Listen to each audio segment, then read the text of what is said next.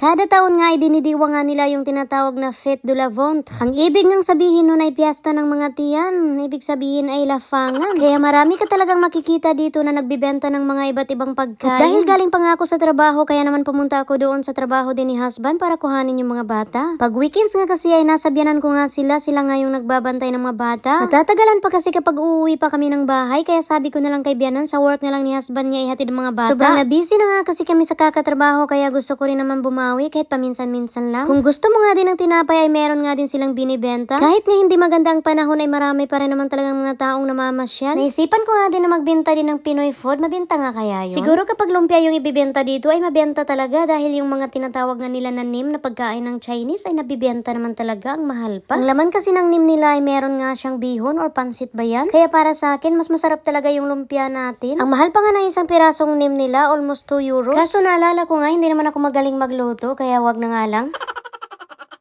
Nakakatuwa nga din dahil meron nga din silang mga hayop dito. Natutuwa nga yung mga bata sa kakanood. Pero si kuya nga hindi nag-i-enjoy dahil mas gusto nga niyang nasa bahay lang. Kalokang batang to. Nahihirapan na talaga akong ilabas itong si kuya dahil mas gusto nga niyang nasa bahay lang talaga. Hindi na nga kasi katulad nung dati nung maliit pa siya ay nag-i-enjoy talaga siya sa mga ganito. Ngayon kasi nagbibinata na nga at mas gusto na nga lang niya maglaro ng PlayStation or lalabas kasama yung mga friends niya. Napilitan na nga lang din siya magpunta kasi sinabi ko nga sa kanya na ipapunish ko siya, walang PlayStation. Malapit nga lang pala dito yung Burger King, kaya dito ko nga din nila yung mga bata dahil gustong-gusto nga nila yung burger at fries. Naka-order na nga ako kaya hito nag-aantay na lang kami. Dumating na nga din yung order namin at ayan nga si Ethan ayaw din magpatalo, kumukuha din ng fries. Nai-stress nga itong mga kuya niya dahil alam nga nila na wala pa nga ito masyadong ipin si Ethan. Pero dahil kawawa din naman kaya pinatikim na nga lang din namin. At ayan nga tuwang-tuwa nga siya nung matikman nga niya yung sarap ng fries. Pagkatapos nga namin kumain ay lumabas na nga din kami kaagad. Hindi nga lang pagkain yung ibinibinta nila dito kundi meron nga ding tagay. Sayang nga lang at hindi nga namin kasama si daddy dahil naka-duty pa nga siya sa work. Pero di bali naman dahil nakita ko naman ang mga anak kong masaya.